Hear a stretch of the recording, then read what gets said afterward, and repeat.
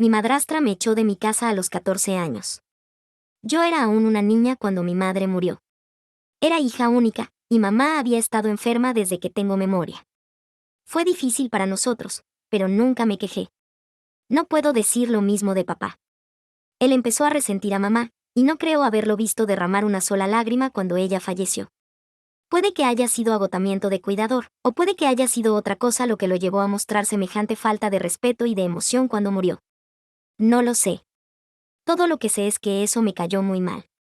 Ella seguía siendo familia, y ni siquiera era una paciente difícil. Yo era quien se encargaba de la mayoría de sus necesidades médicas, ya fuera bañarla o alimentarla. Yo era la que hacía la mayor parte, si no es que todo. A medida que fui creciendo y ella se ponía más enferma, necesitaba cada vez más ayuda. Sin embargo, no tengo ni un solo mal recuerdo de mi madre. Era muy cercana a ella, y de niña, cuando veía que papá era cruel o cortante con ella, simplemente no me gustaba. Eso hizo que eventualmente yo dejara de quererlo. Así que mi papá y yo nunca tuvimos una buena relación entre nosotros. Y cuando mamá murió, ninguno de los dos intentó reparar la relación. Yo no lo hice porque no me gustaba él ni la manera en que trató a mamá. Él no lo hizo porque estaba ocupado saliendo con otras mujeres y buscando otra esposa, y la encontró bastante rápido. Tan rápido, que llegué a pensar que tal vez le había estado siendo infiel a mamá y la veía a escondidas incluso cuando ella seguía viva. 3 meses después de la muerte de mamá, papá me presentó a Andrea. Ella tenía 32 años. 2 meses después de eso, ya se había mudado a la casa con todas sus cosas, y no solo a la casa, sino que intentaba reemplazar a mamá. Dormía en la cama de mamá, y todas las cosas de ella fueron empacadas en cajas y metidas en un almacén. Sus fotos desaparecieron de toda la casa, excepto de mi habitación. Si alguien hubiera ido a la casa en ese entonces, jamás habría imaginado que mamá había vivido ahí. Básicamente, Andrea intentaba borrar su existencia, y papá le daba vía libre para hacer lo que quisiera, sin hacerle una sola pregunta. Intenté hablar con él. Intenté hacer que entrara en razón, que viera mi punto de vista, pero no me escuchó para nada. Para él, Andrea no podía hacer nada mal, y era como si mamá nunca hubiera existido. No era la única que tenía un problema con todo esto. Otros familiares también intentaron intervenir y hacer que papá se lo tomara con calma. Pero mi padre es una mula terca, y una vez que toma una decisión, nada lo hace cambiar de opinión. Y en este caso, ya la había tomado, sin importar lo que dijera nadie. Tías, abuelos, incluso algunos de sus amigos, nadie lograba hacerlo entrar en razón. Nadie sabía qué magia le había hecho Andrea, pero era extraño ver lo completamente hechizado que estaba por ella. Obviamente no me gustaba, porque intentaba reemplazar a mi madre, y no voy a negar que fui grosera y una mocosa con ella. Podría haberme comportado mejor. Claro. Pero estaba mal que esperaran que una niña que acababa de perder a su madre fuera capaz de ser justa y darle una oportunidad a otra mujer. Sí. Recuerdo que me metía en muchos problemas porque no interactuaba mucho con Andrea. Papá me hacía la vida imposible por eso, y las cosas empeoraron cuando se casaron. En menos de un año después de la muerte de mamá, Andrea y papá se casaron.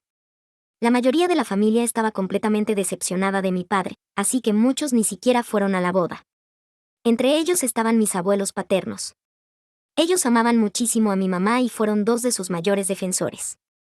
Estoy tan agradecida por el apoyo que le dieron a ella y luego a mí. No habría podido construir mi vida sin que ellos intervinieran. Les debo todo. Un año después, Andrea quedó embarazada. Papá estaba feliz, y creo que fue en ese momento cuando el resto de la familia aceptó que ella había llegado para quedarse y que no se iría. Sí, ella no se iba a ir, pero yo sí. Había empezado a mantener mi distancia de papá y de ella desde que se casaron. Nuestra relación en la casa era tensa desde que ella se mudó, pero después de la boda, traté de mantenerme fuera de su camino y pasar el mayor tiempo posible en mi habitación. No quería causar problemas, y tampoco quería ver la cara de esa bruja. Sabía que el sentimiento era mutuo, pero no esperaba que llegara a ser tan malo. Cuando tenía como 4 meses de embarazo, creo que empezó a perder la cabeza. Sé que son las hormonas del embarazo y todo eso, pero de verdad se comportaba como una loca. Papá se empezó a cansar de ella y llegaba muy tarde del trabajo. Yo estaba en casa, y ella me gritaba, no solo a mí, sino en general gritaba todo el tiempo. Intenté hablar con papá sobre eso, pero, como era de esperarse, no me apoyó en absoluto. Si soy honesta, tampoco esperaba mucho apoyo, pero igual fue un golpe. vivir en esa casa se volvía cada día más insoportable. Parte de mí siente que ella actuaba así para lograr que yo me fuera por mi propia cuenta, para no quedar como la mala, pero nunca lo hice. Hasta que un día soltó la bomba. Estábamos en la mesa cenando, y dijo que quería hablar conmigo de algo. Me senté a escucharla, y me dijo que ella y papá iban a tener gemelos y formar una verdadera familia ahora, mientras yo me quedaba en casa haciendo pucheros y siendo una mocosa miserable. Esas fueron las palabras exactas que usó, y mi querido padre ni siquiera se inmutó. Dijo que no le gustaba el ambiente que yo traía a la casa, por eso había decidido que me iría a vivir con mis abuelos. Pensé que estaba bromeando, porque sinceramente, nuestra casa era bastante grande. No había necesidad de que yo me mudara para darle espacio a los gemelos. Eso podía resolverse fácilmente. Miré a papá esperando que dijera algo en mi defensa, que la detuviera, que no permitiera que fuera tan cruel conmigo. Pero se quedó callado. No dijo una sola palabra. Parecía sorprendido cuando ella lo dijo, así que pensé, equivocadamente, que no tenía idea de que ella planeaba algo así. Su reacción y su expresión me dieron esperanza de que iba a intervenir y hacerme quedar. Pero claro, eso no pasó. Había dejado muy claro que yo ya no era su verdadera familia. Solo eran Andrea y los nuevos niños que iban a tener. Corrí a mi habitación y lloré. Una cosa es sentirse no deseada, pero otra muy distinta es que te lo digan en la cara. Al menos cuando no te lo dicen, tienes el lujo de imaginar que tal vez sí te quieren, de inventar excusas para justificar su comportamiento. Pero cuando te dicen directamente que eres una hija no querida y que no quieren hacer espacio para ti, creo que te rompes. Y nunca te recuperas de algo así. Yo no lo he hecho, y ya han pasado más de 11 años. Pasé toda la noche llorando. Ni Andrea ni mi papá entraron a verme. Sabía que Andrea no lo haría, pero una parte estúpida de mí todavía esperaba que papá viniera a consolarme. Que dijera algo, hiciera algo. Cuando pasó la noche y él nunca apareció, decidí que no me quedaría ahí ni un día más. A la mañana siguiente llamé a mi abuelo y le conté lo que había pasado. Él estaba furioso, pero me dijo que no hiciera nada todavía. Quería ver si realmente iban a hacerlo. Así que esperó, y yo esperé. Una semana después, Andrea vino de nuevo a decirme que empacara mis cosas porque iba a hablar con mi abuelo esa noche, sobre llevarme a vivir con ellos. Lo que ella no sabía era que el abuelo ya estaba enterado de todo. Habló con él, y él les dio a ella y a papá la reprimenda de sus vidas. Cuando terminaron de hablar, papá estaba llorando y Andrea estaba echando humo. Ella se me acercó, me agarró del brazo y me sacudió, diciéndome que no tenía que ser la favorita de todos y que no me lo merecía. Al día siguiente, el abuelo y la abuela llegaron y me mudé con ellos. Todavía recuerdo la última vez que estuve en mi habitación, recogiendo algunas cosas de mamá para llevármelas, y papá entró al cuarto. Esperaba que dijera algo, lo que fuera, algo que hiciera que todo doliera un poco menos. Algo que demostrara que le importaba. Pero no, me encontré con un silencio absoluto, y supe que en cuanto saliera de esa casa, todo habría terminado. Cuando me senté en el auto, murmuró un débil «llama», pero no le respondí. Me adapté a la casa de los abuelos en 2 semanas. El ambiente era más ligero, había más risas, más amor y menos estrés. Papá llamó todos los días durante la primera semana, y todos los días me negué a hablar con él. Luego dejó de llamar. Había hecho su esfuerzo simbólico por mantenerse en contacto, y sabía, incluso entonces, que el hecho de que yo estuviera dolida y no quisiera hablar sería usado como prueba de que yo era la que no quería tener contacto. Y aunque papá no lo hiciera directamente, estaba segura de que Andrea sí lo haría. Ella tenía el don de hacer ver a todos como los villanos menos a sí misma. Duele, no voy a mentir. Fue muy difícil aceptar que me habían abandonado, que ni siquiera mi propio padre me quería lo suficiente como para hacer el esfuerzo de mantenerse en contacto. Me sentí insuficiente durante años, pero mucho de ese dolor fue aliviado gracias a mis abuelos. Ellos hicieron todo lo posible por hacer mi vida más fácil y llena de amor, y siempre les estaré muy agradecida por eso.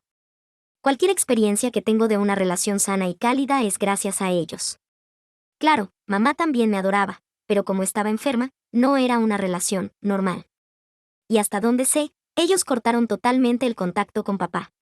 No lo hicieron de forma dramática, simplemente dejaron de hablarle. Ni siquiera sé cuándo nacieron los gemelos de papá y Andrea, ni cómo se llaman.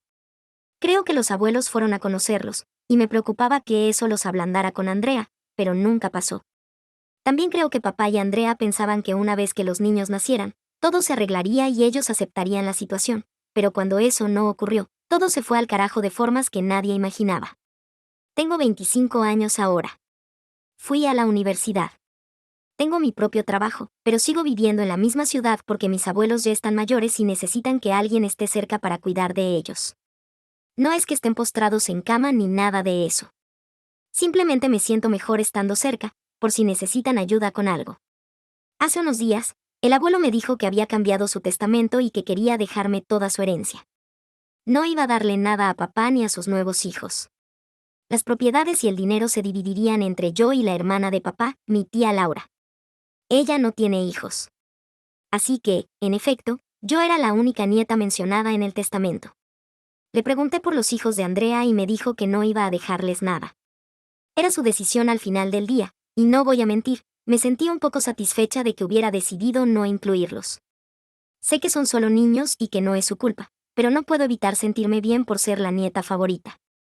Además, ellos ya no tienen relación con papá ni con la familia desde hace tiempo. Como dije antes, los abuelos habían reducido al mínimo el contacto con ellos, y hasta donde sé, papá y Andrea nunca hicieron ningún esfuerzo por retomar la comunicación. Así que no hay una razón emocional para incluir a los niños, más allá del hecho de que son de sangre. Al menos en algún lado, me toca ser la favorita. No sabía que todo esto iba a explotar tan pronto. Resulta que el abuelo hizo pública su decisión, es decir, se la contó a la familia antes de tiempo. Antes, planeaba dividir la herencia en dos partes, una para papá y otra para la tía Laura. A los nietos les tocaría solo una cantidad simbólica. Pero creo que sintió que papá elegiría a sus nuevos hijos sobre mí, y por eso cambió todo el testamento. No sé realmente qué lo motivó a hacerlo, y sé que es mejor no preguntar. Sin embargo, ayer recibí un correo electrónico lleno de rabia de Andrea. Es la primera vez que se pone en contacto conmigo en 11 años. Ni siquiera fingió ser amable. Empezó de inmediato diciendo que yo había envenenado a los abuelos en su contra y en contra de sus hijos. Y que no podía permitirme quedarme sentada ahí, robándome la parte que les correspondía a sus hijos. Escribió que iba a exponer mi manipulación ante toda la familia, y que se aseguraría de que el testamento se cambiara y sus hijos obtuvieran su parte legítima, aunque fuera lo último que hiciera. Siguió y siguió, diciendo que yo era una buitre, que se alimentaba de los derechos de nacimiento de su esposo y de sus hijos. Y que estaba feliz de haberme echado de la casa, porque de lo contrario habría arruinado su familia aún más de lo que ya lo había hecho. Sinceramente, el correo sonaba completamente desquiciado. Al leerlo, me dieron ganas de reír y llorar al mismo tiempo, porque yo no había hecho nada. Nunca fue mi decisión, ni siquiera tuve la capacidad de influir en el abuelo para que me incluyera, de la misma forma que no fue mi decisión irme de casa y vivir con ellos hace tantos años. Me vi obligada a hacerlo. Y ahora ella está pagando las consecuencias de haber sido una persona horrible, y no puede soportarlo. Qué pena por ella, pero esto es todo culpa suya. Fue una mujer espantosa, y ahora todo le está regresando, y lo mejor es que no tiene a nadie más que culpar, aparte de su querido esposo, por supuesto. Le mostré el correo al abuelo, y los dos nos reímos bastante. Pero lo conozco. Sé que no lo va a dejar pasar. Va a armar un gran escándalo, y no puedo esperar para ver el drama. Ha pasado mucho tiempo, y creo que por fin tiene sentido que papá y Andrea enfrenten alguna consecuencia por lo que hicieron, y por el tipo de personas horribles que son. Actualización 1. Papá y Andrea nos hicieron una pequeña visita, trayendo a sus preciosos gemelos, Víctor y Vance. No tenían nada en contra de los niños antes de conocerlos, pero ahora realmente creo que son pequeños demonios malcriados y que deberían mantenerse bien lejos de mis abuelos. Fue incómodo. Abrí la puerta, y papá estaba ahí frente a mí. Ninguno de los dos sabía qué decir, pero Andrea entró como una tromba, arrastrando a un niño en cada mano. Me preguntó dónde estaba el abuelo, y le dije que estaba ocupado. Y de verdad lo estaba, pero obviamente no me creyeron. Ella dijo que iba a esperar y que no se iría hasta hablar con ellos. Fui a buscarlos, y lo único que hicieron fue reírse. La abuela me dijo que ya lo esperaba y que me uniera a la diversión. Me pidió que me sentara con ellos un rato antes de que bajaran. Mi abuela es una reina de la petty, vengativa pasiva-agresiva, y la amo por eso. Simplemente la amo. Bajé, y el ambiente era rarísimo. Nadie hablaba, pero los niños estaban peleando en una esquina del cuarto. Son unos malcriados, porque ¿quién diablos se pone a pelear en casa de extraños? Digo, mis abuelos eran prácticamente desconocidos para ellos, así que deberían haber sido más educados. Después de unos minutos, papá intentó romper el hielo y me preguntó cómo estaba. No sé por qué, pero eso me cayó muy mal. Le dije que si solo intentaba hacer conversación, no había necesidad, y que si de verdad quería saber cómo estaba, le tomaría mucho tiempo resumirle los últimos 11 años de mi vida. Se puso rojo como un tomate y se quedó callado. Y no voy a mentir, me sentí orgullosa de mí misma por haberle respondido así. Para ese momento, los abuelos ya habían bajado, así que me levanté para irme, pero me detuvieron. Dijeron que yo era adulta y tenía todo el derecho de estar ahí. Andrea intervino y dijo que no iba a hablar frente a esa idiota. La abuela se rió y le dijo que, si ese era el caso, mejor se marcharan, porque entonces no estaban interesados en tener una conversación de verdad. Fue muy gracioso ver a Andrea tan altanera, especialmente cuando todos sabíamos que había venido a rogar por una parte de la herencia. Pero con esa actitud, estaba arruinando cualquier posibilidad de negociación. Ah, y por cierto, en medio de toda esa tensión, sus hijos seguían peleando, y ahora lo hacían en el centro de la sala. El abuelo le echó una mirada a papá, y éste intentó detenerlos, pero fue inútil. Era tan ridículo que no pude contener la risa. Además, el abuelo me había dado permiso para hacer todo lo grosera que quisiera, así que no tenía que preocuparme por lucir mal. Yo estaba ahí para disfrutar. Pero el abuelo iba en serio. Les preguntó por qué se habían dignado a aparecer en la casa después de tantos años, pero Andrea lo interrumpió antes de que papá pudiera responder. Papá se veía derrotado, y pude notar que tal vez, solo tal vez, él quería una reconciliación o hacerlo de otra manera. Pero su querida esposa tenía otros planes. Dijo que no le gustaba que yo hubiera manipulado a los abuelos para que me nombraran la única heredera del patrimonio. Dijo que yo estaba robándome la parte que le correspondía a su esposo y a sus hijos. Hablaba como si yo fuera la villana que había engañado a dos ancianos indefensos, y ella fuera la heroína que venía a abrirles los ojos. Era como si viviera en su propio mundo, sin ningún contacto con la realidad. El abuelo estaba tan divertido que ni se esforzaba en ocultarlo. Ella ni siquiera se daba cuenta de que estaba haciendo el ridículo más grande de su vida. Cuando terminó su discurso, el abuelo le dijo que no era bienvenida en esa casa. Le dijo que era una madre y una esposa inadecuada. Que había decidido abandonar a una niña que acababa de perder a su madre, que la había echado de su hogar por sus juegos mentales enfermos, y que por eso no recibiría ni un solo centavo de ellos. Luego se volvió hacia papá, y lo que le dijo fue algo que, si yo hubiera estado en su lugar, me habría hecho morir de vergüenza ahí mismo. El abuelo le dijo que siempre había intentado ser un buen padre para él y para la tía Laura, y un buen esposo para la abuela. Que tal vez había cometido errores aquí y allá, pero que en general creía haber dado un buen ejemplo. Así que no podía entender cómo papá había terminado siendo como era. Le dijo que había sido un fracaso como esposo, porque cuando su verdadera esposa estaba enferma y sufriendo, él había necesitado recurrir a su hija para que lo ayudara a sobrellevarlo. Y todos sabían que no ayudaba a mamá porque no quería hacerlo, no porque no tuviera tiempo. El abuelo le recordó una vez, cuando él mismo era joven, que la abuela había estado enferma y él se quedaba despierto hasta la madrugada para cuidarla, y luego igual iba a trabajar. Y le dijo que ya no lo consideraba su hijo, porque había abandonado a su propia hija. Que yo también era su hija, pero que él lo había olvidado. Y que no culpaba a Andrea por eso, porque ella era una extraña, una intrusa. El que debía haber puesto límites y defenderme era mi papá, pero lo permitió durante tanto tiempo que terminó acostumbrándose. Hasta que Andrea logró finalmente separar por completo a padre e hija. El abuelo tenía lágrimas en los ojos. Podía ver lo avergonzado que estaba de papá. Dijo que yo no lo había manipulado en nada, que había decidido dejarme la herencia porque me la merecía, y papá no. Le dijo que estaba profundamente decepcionado de él y que, si no quiso asumir su responsabilidad como padre, es decir, criarme, entonces no tenía derecho a reclamar una parte de la herencia. Papá simplemente se levantó y se fue. Andrea y los niños salieron detrás de él. No esperaba que dijera nada, porque honestamente, no había nada que pudiera decir. Fue tan terapéutico ver a alguien defenderme y ponerle un espejo a papá.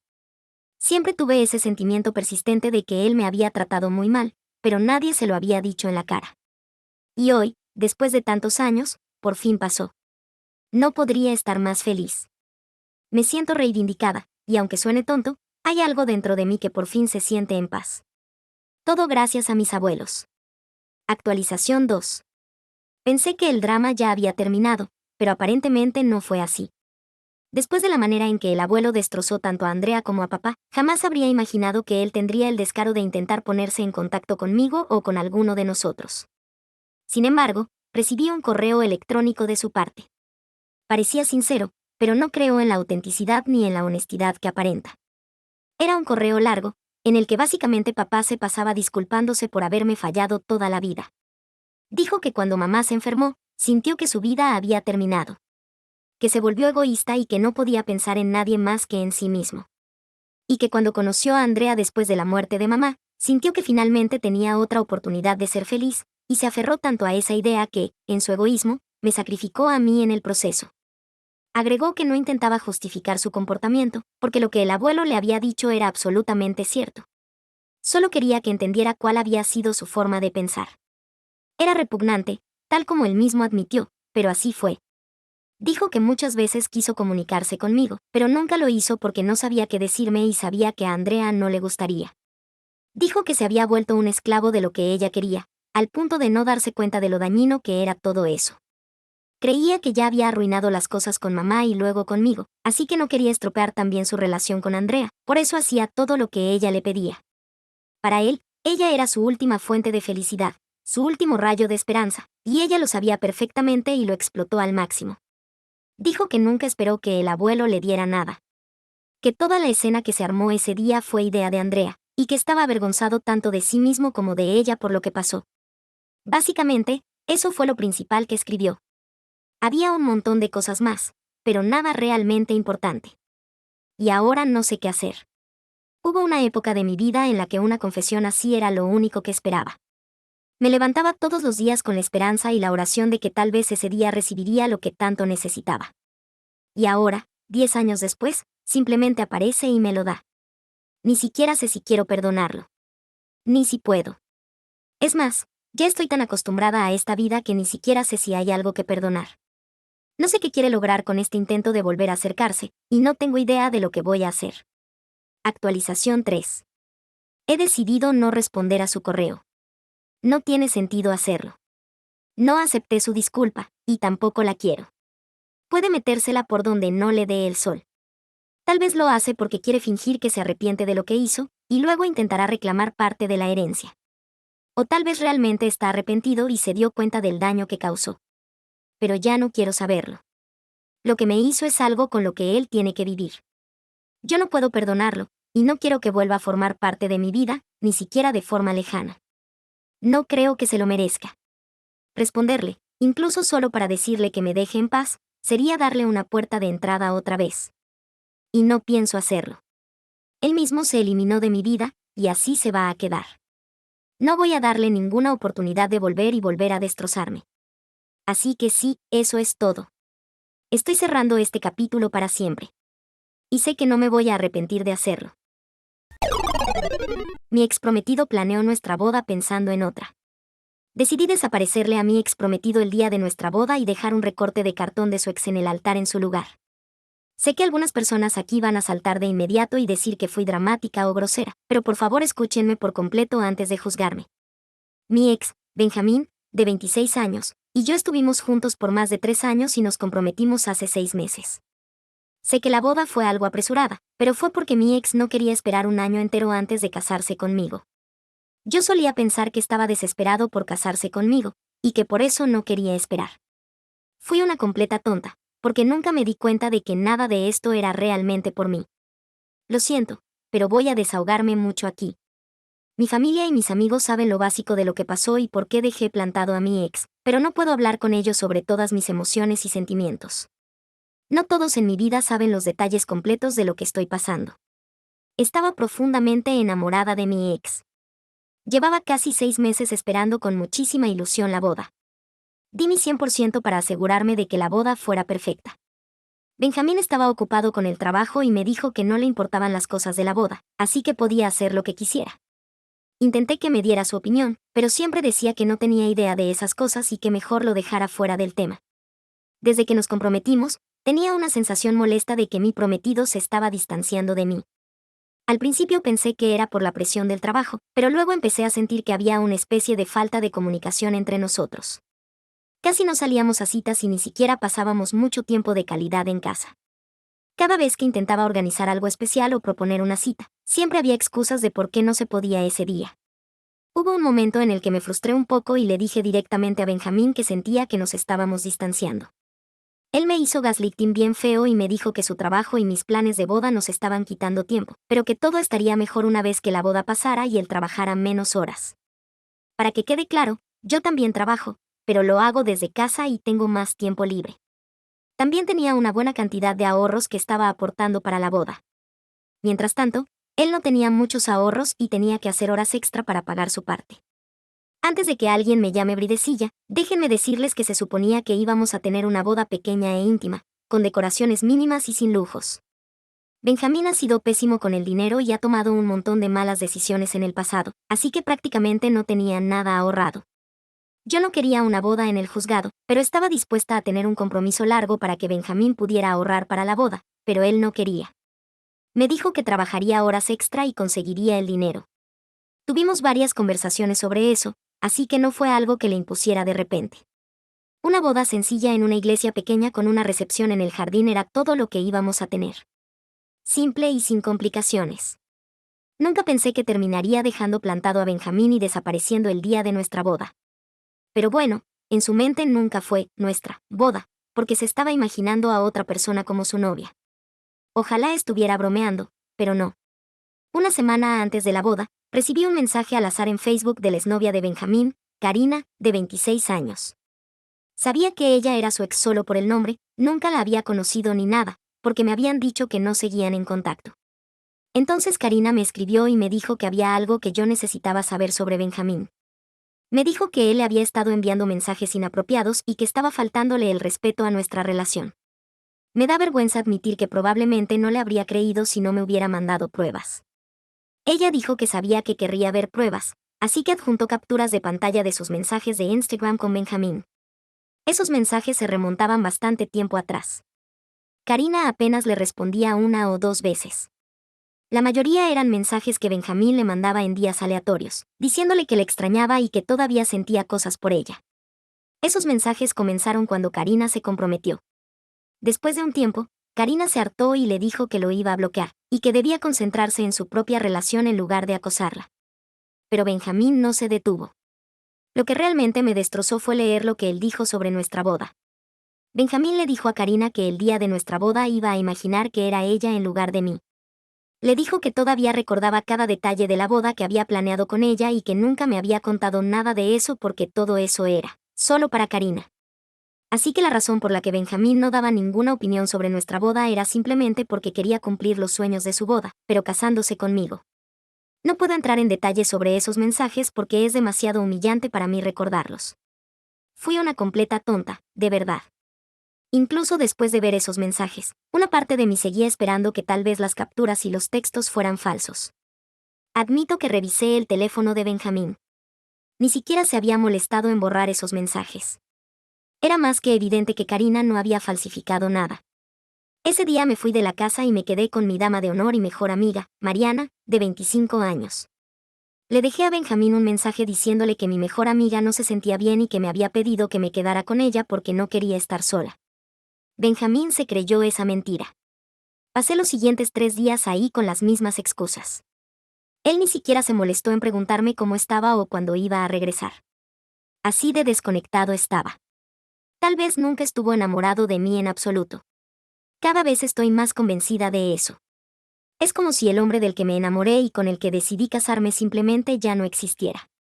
Pasé 3 días llorando sin parar en casa de mi mejor amiga antes de finalmente tomar una decisión. Una cosa estaba clara para mí, la boda no iba a suceder, o más bien, yo no me iba a casar con él. Simplemente no podía casarme con alguien que iba a imaginarse a su ex en lugar de mí. Cancelar la boda habría sido lo correcto, pero estaba dolida y quería vengarme. Quería hacerlo sufrir. Así que, en lugar de confrontar a Benjamín y cancelar todo, decidí esperar y dejarlo plantado en el altar. Había pasado 6 meses organizando todo y no quería que todo ese esfuerzo se desperdiciara. Cancelar las cosas ya no habría servido de nada porque era demasiado tarde para recibir reembolsos, así que decidí usar la boda que había planeado para hacerlo sufrir. Volví a casa y fingí que todo estaba normal. Mientras tanto, les conté a mi familia y a mis amigos lo que Benjamín había hecho. También les hice jurar que guardarían el secreto. No todos estaban de acuerdo con lo que planeaba hacer, pero ninguno se lo contó a Benjamín ni a su familia. También empecé a empacar mis cosas importantes poco a poco y las envié a casa de Mariana sin que Benjamín se diera cuenta. El día antes de la boda, me fui a quedar con ella, tal como habíamos planeado. Hice que mis otras damas de honor fueran a la iglesia temprano a la mañana siguiente para dejar un recorte de cartón de Karina en el altar. Ellas fueron las que consiguieron el recorte y hablaron con la gente del lugar para que lo dejaran ahí. No estoy segura de cómo lograron hacerlo. No estaba en el mejor estado mental como para pensar en esos detalles. Les dije lo que quería y ellas lo hicieron realidad. El día de la boda, Mariana fue la única que fue al lugar. Para cuando llegó, todos ya habían descubierto el recorte y Benjamín me estaba llamando sin parar. Él corrió hacia Mariana para preguntarle qué estaba pasando. Mariana lo ignoró y solo les dijo a todos que la boda estaba cancelada, y que si querían saber por qué, se lo preguntaran a Benjamín. Después de eso se fue, y sin importar cuánto la presionara Benjamín, ella no le contó nada. Yo y mis damas de honor ya habíamos manejado hasta una playa en el pueblo de al lado para que nadie pudiera encontrarnos. Más tarde Mariana se nos unió. Pasamos 2 días en esa ciudad de playa tratando de animarnos un poco. Funcionó por un tiempo, pero eventualmente la realidad me alcanzó cuando regresé a casa. No volví al departamento de Benjamín. Obviamente, mi nombre no estaba en el contrato de arrendamiento de todos modos. Yo pagaba la mitad del alquiler, pero el contrato nunca se actualizó porque Benjamín ya vivía ahí antes, así que no tuve que avisarle al casero ni nada. Me quedé en casa de Mariana y ella se encargó de correr a Benjamín cuando intentó venir a verme. Él me ha estado mandando mensajes y dejándome correos de voz, rogándome que hable con él. Dice que no tiene idea de por qué lo dejé plantado y que debe haber algún malentendido entre nosotros. Sigue diciéndome que deberíamos hablar las cosas en lugar de desaparecerle así. Su familia y amigos también me han mandado mensajes y correos de voz. Me están llamando cruel, grosera, celosa y vengativa, entre otras cosas. Algunos dicen que debo superarlo, que lo que pasó entre Benjamín y Karina no fue tan grave, y que exageré y arruiné el día de Benjamín. Algunos de mi familia, incluida mi mamá, también piensan que me pasé de la raya y que debí haber tenido una conversación madura sobre las cosas. Ahora estoy aquí, confundida y todavía con el corazón roto por todo lo que pasó. Estaba planeando quemar mi vestido de novia, pero decidí detenerme y pensar si realmente estoy siendo demasiado vengativa. No estoy segura de qué es lo que Benjamín quiere decirme ni cómo cree que eso va a ayudar, pero debería escucharlo. ¿También debería disculparme por humillarlo? La verdad no quiero hacerlo, pero si es lo correcto, lo haré. Edith. Ustedes quieren saber por qué todos están enojados conmigo, ¿verdad? Bueno, en su mayoría es porque realmente no le conté a todo el mundo por qué había dejado a Benjamín plantado en el altar. Solo las personas que estaban en mi lista de invitados lo saben, y algunas de ellas piensan que lo que hice fue muy infantil y vengativo. Del lado de Benjamín, por supuesto, no tienen idea. Supongo que pensé que Benjamín confesaría todo después de ver el recorte de su ex en el altar. Si soy muy honesta, no le he contado a todos porque me da demasiada vergüenza toda esta situación. No por la parte del recorte, ni por haber dejado plantado a mi ex en el altar. Me da vergüenza el hecho de que mi ex ni siquiera me amaba. ¿Cómo te sentirías si tuvieras que contarle a la gente que tu ex iba a imaginarse a otra persona mientras se casaba contigo? Ya fue bastante difícil contarle a mi propia familia lo que pasó. Si se pusieran en mis zapatos, entenderían que esto es tanto humillante como vergonzoso. Fui una tonta durante 3 años enteros. Pasé 3 años creyendo que tenía la relación perfecta. Siempre les decía a todos que mi novio era increíble, que era todo un ejemplo, una verdadera bandera verde. Y ahora tengo que ir por ahí diciendo que no es más que un mentiroso y una basura. La gente perdería el respeto por mí. Sabía que iba a armar un escándalo en la boda, pero no me importó. Solo quería que mi ex sintiera la misma humillación que yo sentía al leer esos mensajes. Además, ha habido un malentendido sobre Karina y Benjamín, y quiero aclararlo. No hubo ninguna aventura. Benjamín simplemente empezó a mandarle mensajes a Karina después de nuestro compromiso. Yo no tenía idea de lo que hacía Karina, ya que Benjamín nunca hablaba de ella. Resulta que Benjamín me propuso matrimonio solo unos días después de que Karina se comprometiera. La boda de Karina fue solo un día después de la mía. Todo lo que hizo Benjamín fue por Karina. Le mandaba mensajes todo el tiempo diciéndole que estaba haciendo todo lo posible para imaginar que se estaba casando con ella. Karina trató de ponerle un alto desde la primera vez que él escribió, pero él fue insistente. Ella lo bloqueó, pero él usó otra cuenta para escribirle de nuevo ese día maldito. Fue entonces cuando Karina decidió que ya había tenido suficiente. De alguna manera, rastreó a Benjamín usando el perfil de su esposo y me encontró en Facebook. El resto es historia. Por favor, no dejen comentarios de odio hacia Karina. No puedo culparla de nada. Ella no lo provocó ni tuvo una aventura con él en esos mensajes. Le dejó claro que su relación había terminado y que él no debería estar diciéndole esas cosas mientras tenía una relación seria con otra persona. Benjamín fue el que siguió acosándola. Tengo toneladas de pruebas contra él. No sé si Benjamín le volvió a mandar mensajes después de la boda. Karina está de luna de miel ahora, así que no quiero molestarla preguntándole esas cosas. Actualización 1. Hola de nuevo a todos. Muchas gracias por todos sus comentarios. No todos aquí han sido comprensivos o empáticos, pero igual agradezco todos los consejos y opiniones. Una cosa me ha quedado muy clara, no debería disculparme con Benjamín por lo que hice. Sí, lo que hice fue vengativo, pero él se lo buscó por intentar engañarme. Tal vez lo que él hizo no se considere engaño, en el sentido literal, pero sí fue desleal conmigo, y eso es algo grave. Todo este tiempo me hizo creer que me amaba y que quería pasar el resto de su vida conmigo, pero probablemente solo estaba engañándose a sí mismo, usándome para imaginar que Karina era su pareja. Me engañó a mí y se engañó a sí mismo al mismo tiempo. Ya no puede convencerme de que alguna vez me amó. Incluso ustedes piensan lo mismo sobre toda esta situación. Una persona comentó que cómo era posible que hubiera pasado 3 años sin darme cuenta de que algo andaba mal. ¿Qué puedo decir? Realmente no tenía forma de saberlo. Él no empezó a mandarle mensajes a Karina hasta que ella publicó las fotos de su compromiso. Puede que la haya estado vigilando a través de viejos amigos o algo así. No mencioné en la publicación original que Karina y Benjamín fueron novios desde la secundaria. Terminaron en la universidad y cada uno siguió su camino. Benjamín me dijo que se habían convertido en personas diferentes y que las cosas simplemente no funcionaron. Karina me contó que fue ella quien lo dejó porque él quería tener una relación abierta y no quería casarse hasta cumplir los 40. Benjamín también tenía la mala costumbre de tomar malas decisiones con el dinero. Le había quitado más de $12,000 a Karina en solo 6 meses, justo cuando ella empezó su primer trabajo. También se había vuelto muy controlador y le decía a Karina que buscara otro empleo porque en el suyo había demasiados compañeros hombres. Imaginen la hipocresía, chicos.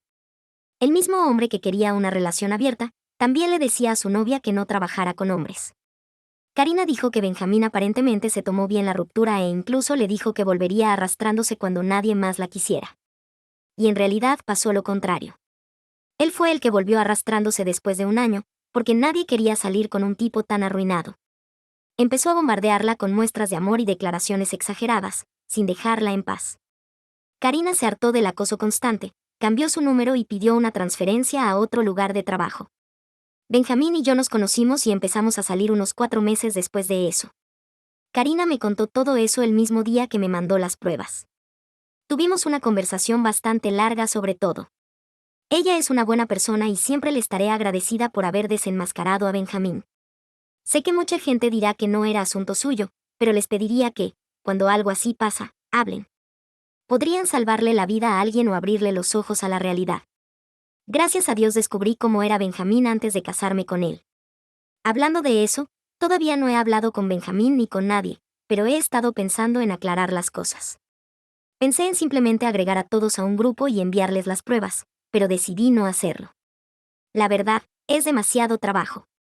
En su lugar, hablé con la prima de Benjamín, con quien me llevo bien, y le pedí que se reuniera conmigo. Necesito saber qué versión de los hechos les contó Benjamín a su familia y amigos, y corregirla si ha estado mintiendo. En cuanto a mi propia familia, he decidido mantener poco contacto con todos los que han estado hablando mal de mí. Incluso mi propia madre será cortada temporalmente. Algunos de ustedes se han estado preguntando por qué mi propia familia está molesta conmigo. Bueno, según su lógica, Benjamín en realidad no me engañó, y que si me esforzaba más, terminaría amándome más que a Karina. En sus ojos, todo es reparable. No todos piensan así, pero las personas que están molestas conmigo sí. Mi madre también tomó esa postura. Nunca tuvimos una relación particularmente buena, así que no me sorprende. Parece que voy a tener que terminar lo poco que quedaba de esa relación, porque claramente nunca voy a ser lo suficientemente buena para ella. Algunos de sus comentarios realmente me ayudaron a darme cuenta de que ya es hora de identificar quiénes son mis verdaderos amigos y mi verdadera familia. Muchas gracias por toda su ayuda, chicos. Agradezco que algunos de ustedes hayan entendido mi sentido del humor con lo del recorte. Eso me hizo sentir un poco menos mal conmigo misma, así que gracias también por eso. Haré otra actualización cuando hable con la prima, por si quieren saber qué pasó. Actualización 2. Hola de nuevo, chicos. Recibí algunos comentarios pidiendo una actualización, así que aquí estoy otra vez. Esto no será muy largo, intentaré ser precisa. Ustedes tenían toda la razón cuando me dijeron que Benjamín probablemente estaba difundiendo mentiras sobre por qué el recorte de Karina estaba en la boda y por qué lo había dejado plantado. Me reuní con su prima, Yadira, de 23 años, quien me contó exactamente las mentiras que Benjamín le dijo a todos cuando lo interrogaron. Aparentemente, Benjamín le dijo a su familia y amigos que yo siempre había estado celosa de Karina por lo larga que había sido su relación con él, comparada con la mía. Inventó historias diciendo que yo estaba obsesionada con su ex, y que de alguna manera mis inseguridades me hicieron sospechar cosas entre ellos. Les dijo a todos que Karina seguía en contacto con él y que se vio obligado a cortar comunicación porque yo le había dado un ultimátum. Inventó aún más mentiras sobre cómo él era la víctima y yo era la chica egoísta y cruel que no podía controlar sus inseguridades. Admito que lo que sentía como un corazón roto se convirtió en pura rabia cuando escuché eso. No le dio ni una pizca de vergüenza tirarme debajo del autobús con tal de hacerse pasar por la víctima. Ha estado difundiendo mentiras y ganando simpatía mientras yo soy insultada y llamada de todo. No puedo creer que todavía tenga la desfachatez de rogarme que hable con él después de todo eso. Este hombre no tiene vergüenza. Yadira estaba absolutamente impactada cuando le conté toda la verdad sobre lo que pasó y hasta le mostré las capturas de pantalla. Ella se enojó mucho por mí, y también porque no le gustó que Benjamín le hubiera mentido a ella y a todos los demás. Juró que se encargaría de contarle a todos la verdad y mostrar las capturas para que yo no tuviera que hacerlo. También se disculpó por el comportamiento de Benjamín y de su familia. Y yo acepté su disculpa. Estamos bien. Ella es una muy buena persona. Aunque es menor que yo, vamos a seguir en contacto sin importar lo que pase. Karina también se puso en contacto conmigo porque estaba preocupada y quería asegurarse de que yo estuviera bien. No entiendo por qué mi ex tomó la estúpida decisión de perder a una mujer como ella. Parece una gran persona, y me alegra que esté feliz. También me impresiona que se haya preocupado por una completa extraña, especialmente cuando mi propia familia no ha sido tan solidaria. Ya les había dicho que iba a reducir el contacto con la gente de mi familia que se niega a entender mi punto de vista o que ha estado minimizando lo que me pasó. Ya les mandé a todos un mensaje muy claro diciéndoles que no estaré en contacto por un tiempo. 2 personas se disculparon, pero el resto se puso más a la defensiva. Mi mamá está haciendo un berrinche por eso. No entiendo por qué. No es como si realmente me fuera a extrañar, como dije antes, nunca hemos sido cercanas. En fin, esa es la actualización, chicos. Actualización 3. Hola a todos. Tuve que volver aquí y hacer una última actualización porque tengo unos chismes bastante jugosos para ustedes. Muchos de ustedes estaban molestos porque mi ex salió demasiado bien parado de todo esto. Bueno, yo pensaba que la humillación de su boda había sido castigo suficiente, pero vaya, Dios tenía otros planes. Les voy a contar todo. ¿Recuerdan cómo él difundió mentiras sobre mí, diciendo que yo era insegura y celosa de Karina, y que por eso hice lo que hice? Pues Yadira hizo su parte y se encargó de difundir la verdad. Por si alguno está confundido o no recuerda quién es Yadira, ella es su prima, con quien tengo buena relación. Cuando me reuní con ella y le conté la verdad sobre el engaño de Benjamín, decidió tomar cartas en el asunto. Literalmente llamó a todos y les contó la verdad. Las capturas de pantalla circularon por todos los chats personales y grupales. Se aseguró de que cada miembro de la familia supiera lo que él había hecho. También se puso en contacto con sus amigos y les contó todo. Por desgracia, algunos de ellos ya sabían por qué lo había dejado, y esos fueron los que no me enviaron mensajes groseros. Aparentemente, el grupo de amigos ya estaba dividido, porque algunos apoyaban a Benjamín mientras otros pensaban que estaban alentándolo a engañar. Benjamín terminó perdiendo a varios buenos amigos por sus acciones, pero el golpe más fuerte vino de su propia familia. No tenía idea de que el tema de la infidelidad era algo muy delicado en su familia. Tal vez por eso Benjamín mintió, porque sabía que lo desheredarían en cuanto se enteraran de que había intentado engañar. No entraré en demasiados detalles, pero tiene que ver con una tía que terminó con su vida por culpa de las acciones de su esposo infiel. Es realmente trágico y desgarrador. Ahora entiendo por qué Benjamín casi nunca hablaba de ella. Tal vez era culpa, o tal vez simplemente no le importaba lo suficiente como para compartirlo conmigo. No lo sé, chicos. Él había estado mandándome mensajes sin parar durante un tiempo, suplicándome una oportunidad para hablar, diciendo que estaba exagerando y que en realidad no me había engañado. Luego cambió de tono y empezó a acusarme de haberle arruinado la vida. Imaginen la desfachatez. Debería haber pensado en las consecuencias. Claramente no pensó en nada. Aparentemente, tampoco aprendió la lección. Cancelar la boda solo lo hizo más decidido a intentar recuperar a Karina. Se enteró de cuando regresaba de su luna de miel. Todavía tenía algunos amigos en común con ella, así que sabía exactamente cuándo volvería. Tuvo el descaro de ir hasta su casa y literalmente rogarle que se escapara con él. Karina estaba ahí con su esposo, y ambos quedaron horrorizados. Las cosas se salieron de control cuando Benjamín se negó a irse y terminó peleándose con el esposo de Karina. Así que Benjamín ya pasó unos días en la cárcel. Nadie quiso pagarle la fianza. Karina empezó a identificar y a eliminar a los amigos en común que le pasaban información a Benjamín sobre ella. Al final, todos decidieron mantenerse alejados del drama una vez que la policía se involucró. Como mi ex está arruinado, no pudo pagar su propia fianza. Y su familia también le dio la espalda. Después de ver su comportamiento y lo desequilibrado que estaba, le dijeron que no querían saber nada de él hasta que buscara ayuda profesional y tratara de ser una mejor persona. Además, se comunicaron conmigo y me pidieron disculpas por sus comentarios anteriores. La abuela de Benjamín incluso me envió un cheque con Yadira cuando salimos a almorzar. También me escribió una carta en la que básicamente decía que quería que me quedara con el dinero como compensación por lo que perdí con la boda. Estaban bastante tristes por haberme perdido, porque de verdad me consideraban parte de la familia. Creo que voy a seguir en contacto con ellos por un tiempo. Díganme lo que quieran, pero me quedé con el dinero. Pensé en devolverlo, pero la abuela mencionó que el dinero provenía de la herencia de Benjamín, así que decidí quedármelo. Después de todo, esta boda no habría ocurrido si él no hubiera insistido tanto en casarnos pronto. Jesús, qué tonta fui. Aprendí una gran lección para la vida. También estoy muy agradecida de haber descubierto el lado completamente psicótico de mi ex antes de casarme con él. No tengo idea de cómo ocultó tan bien esa parte de sí mismo. Bueno, tal vez estoy tan acostumbrada a lidiar con personas narcisistas en mi vida que terminé normalizando su comportamiento tóxico. Supongo que sí necesito ir a terapia y tratar de entender si no supe reconocer las señales de alerta o simplemente no sé cómo identificarlas. Voy a sacar una cita lo antes posible para no volver a pasar por algo así.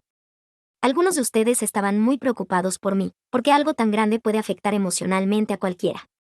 Y sí, tenían razón. Sí me afectó emocionalmente. Me siento completamente agotada, pero también le agradezco a todos los dioses por haberme salvado a tiempo. He reconocido que necesito ayuda, por eso he decidido comenzar terapia. Creo que eso me va a ayudar a superar esto por completo. También necesito ayuda con mi situación en casa, especialmente con mi mamá, porque estoy empezando a darme cuenta de que me he acostumbrado a normalizar comportamientos tóxicos. A veces minimizo las cosas porque me he acostumbrado a que me traten mal, incluso desde mi propia madre. Por suerte, tengo un buen grupo de amigos que me apoyan, así que creo que voy a estar bien. Muchas gracias por ayudarme con sus consejos. Probablemente borre todo esto porque quiero empezar de nuevo, pero si pasa algo más, ya saben, volveré aquí a contarlo.